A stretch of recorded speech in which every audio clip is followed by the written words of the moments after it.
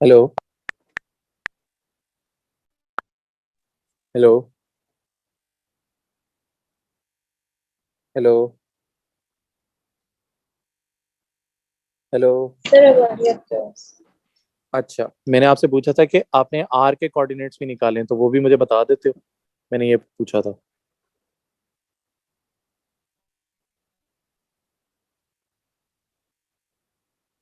नहीं सर, आठ में बताना। तो फिर आप यहाँ आपने कौन सा पार्ट मुझसे पूछा है? सर सी बार क्वेश्चन नंबर 7 का। अच्छा, सी आपने पूरा पूछा है। Yes sir. ओके। ये देखो, उसने कहा कि Q is the mid point of the line P Q R. ये आपका पी है, ये आपका आर है, और ये आपका क्यू है which is mid point, which is 3, -2। और पी के कोऑर्डिनेट्स है -4, 4। और आर के कोऑर्डिनेट्स आपको नहीं पता, तो मैं उसे x, y लिख लेता हूँ। अब मिड पॉइंट का हमें फॉर्मूला पता है।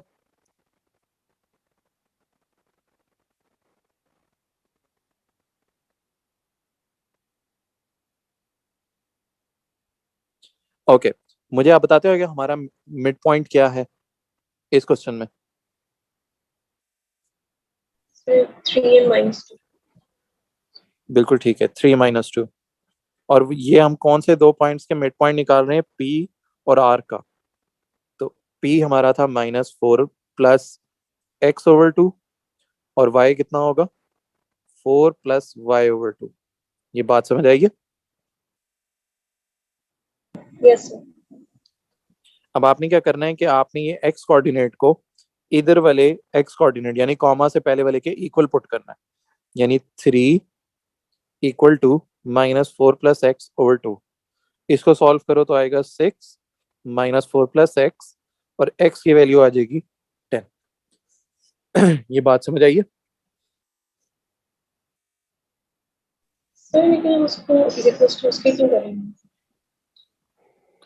क्या करेंगे, सॉरी। यानी कि 3 के इक्वल क्यों करेंगे उसको? क्योंकि हमें यानी आपने देखो, बात सुनो, करना ये है कि आपने x की जगह ऐसी वैल्यू पुट करनी है कि फाइनल आंसर सॉल्व करने पे आपका मिड पॉइंट जो है, x कोऑर्डिनेट जो है वो 3 बने। दो तरीके हैं, या तो आप नंबर रैंडम वैल्यूज डाल के चेक कर लो, या फिर आप दोनों को इक्वल पुट कर लो। आप देखो, x की जगह आप 10 डालो, -4 + 10 आता है 6। 6 ÷ 2 इज 3। तो हमें 3 चाहिए था मिड पॉइंट। Okay sir. अच्छा, अब जरा मुझे y के लिए बताओ क्या इक्वेशन बनाएंगे।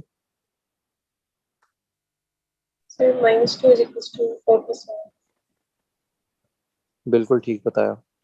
तो -4, 4 + y, y की वैल्यू आ गई -8। तो ये हमारे r के कोऑर्डिनेट्स हैं, 10 - 8। मैं यहाँ नीचे लिख लेता हूँ, 10 - 8।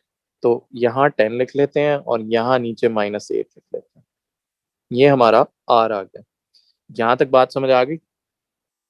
Yes sir. ओके। अब दो तरीके, या तो हम x कोऑर्डिनेट ले लें या y कोऑर्डिनेट ले लें, एक ले सकते हैं। मैं चलो y से स्टार्ट करता हूँ। मैं पहले यहाँ मैंने कोऑर्डिनेट नहीं लिखा, यहाँ पे क्या था, 1 था। ये 1 है। ओके। पहले उसने कहा p से m जाना है। p से m जाओ y एक्सिस में। ये आप कितने स्टेप्स नीचे जा रहे हो m तक जाने के लिए, यहाँ तक। ये आप कितने स्टेप्स जा रहे हो? 3।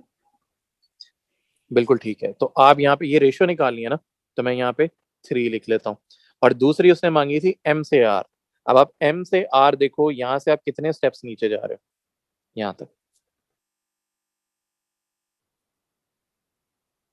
1 से लेके -8 तक जा रहे हो, तो कितने स्टेप्स हो गए?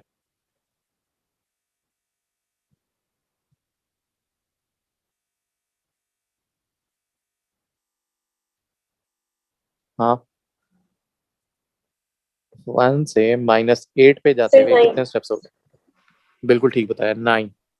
तो इसको जब आप सिंप्लीफाई करोगे तो आपका आंसर 1/3 आएगा। यही हमारा आंसर है। बात समझ आई। Yes sir. ये इस तरह से होना था। कुछ क्वेश्चंस होते हैं जिनमें आपको खुद ग्राफ बनाना पड़ता है अपनी अंडरस्टैंडिंग के लिए, कि आपको समझ आ जाए कि कैसे करना है। ठीक है। सर एक बार क्वेश्चन नंबर 14 का समझाइए। क्वेश्चन नंबर कौन सा है? 13. 30? 13. ओके, हाँ जी, इसमें क्या हुआ? पहले तो उसने कहा कि आपने बताना है कि कौन सी दो लाइंस पैरेलल है। पैरेलल का अच्छा, कौन सा पार्ट नहीं हुआ, पूरा नहीं हुआ? सर असल में मुझे लाइंस की समझ नहीं आई। उसने आपको 4 लाइंस दी हैं, वो ये पूछ रहा है इन 4 में से कौन सी दो लाइंस पैरेलल हैं। पैरेलल का मतलब होता है कि आपकी कौन सी दो लाइंस हैं जिनका ग्रेडियंट सेम है। आप सारी लाइंस का ग्रेडियंट निकालो, निकालो। पहली लाइन का क्या आएगा? 2। सेकंड का क्या है? -1।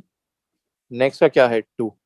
तो आप देख रहे हो लाइन 1 और लाइन 3 का ग्रेडियंट सेम आ रहा है। Yes sir.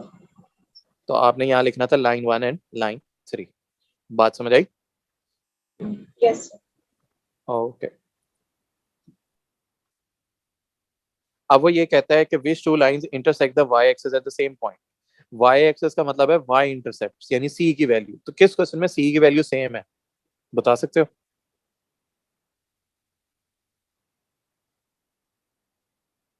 हाँ,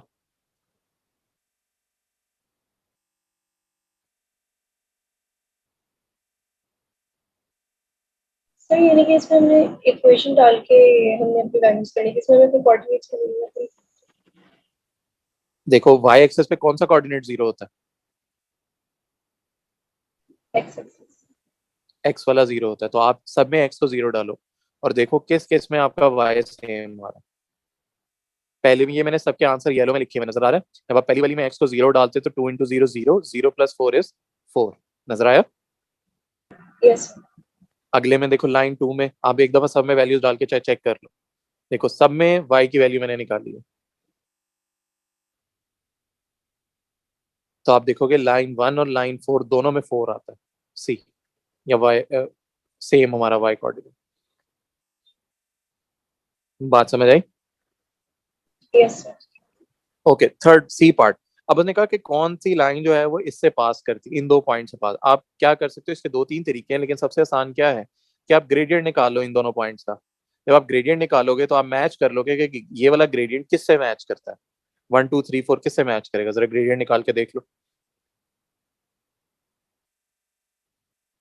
बात समझ आई? क्या क्या अगर ये दोनों पॉइंट्स लाइन यस के सर। ऊपर है तो ग्रेडियंट सेम होगा। तो 5 - 1 4 ओवर -4 है। -1 हमारा ग्रेडियंट है, तो लाइन 3 है। बात समझ आई? Yes sir. और लास्ट वाले में तो सिंपल है, मिड पॉइंट का है। इन दोनों पॉइंट से आपने मिड पॉइंट निकाला, तो ऊपर वाले से कोई लेना देना नहीं है। आप मिड पॉइंट का फॉर्मूला लगा के आंसर निकालो।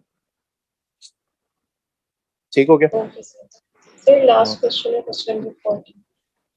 क्वेश्चन नंबर 14 इस नेक्स्ट क्वेश्चन। देखो 14 में भी यही है कि वो कहता है वाई एक्सिस पे कट करता है डी पे। तो वाई एक्सिस पे जब कट करता है तो कौन सा कोऑर्डिनेट 0 होता है? X axis.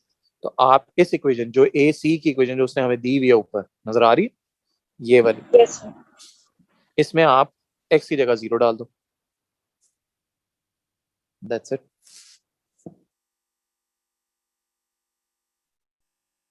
सर लेकिन इस क्वेश्चन में पूछ क्या रहा है, ये समझ नहीं आई मुझे। वो ये पूछना चाह रहा था कि ये जो आपकी ए सी वाली लाइन है ना, पहले तो वो ये कहता है कि जो आपकी ए सी की लाइन है ना, आप जब इसको एक्सटेंड करोगे ना तो ये जाता है वाई एक्सिस पे कट करता है, और जहाँ कट करता है वहां पे पॉइंट कोऑर्डिनेट क्या है हमारा? डी। अब वो कहता है डी के कोऑर्डिनेट्स क्या होंगे, वो ये पूछना चाह रहा है आपसे। अब हमें पता है ओके कोई भी लाइन, अगर हमारे पास लाइन की इक्वेशन है, हम उस लाइन का कोई भी कोऑर्डिनेट निकाल सकते हैं। अब हमें कौन सा स्पेसिफिक कोऑर्डिनेट चाहिए जहां वो वाई एक्सिस के ऊपर कट कर रहा है। अब हमें पता है वाई एक्सिस के ऊपर हमारा एक्स कोऑर्डिनेट जो होता है वो 0 होता है।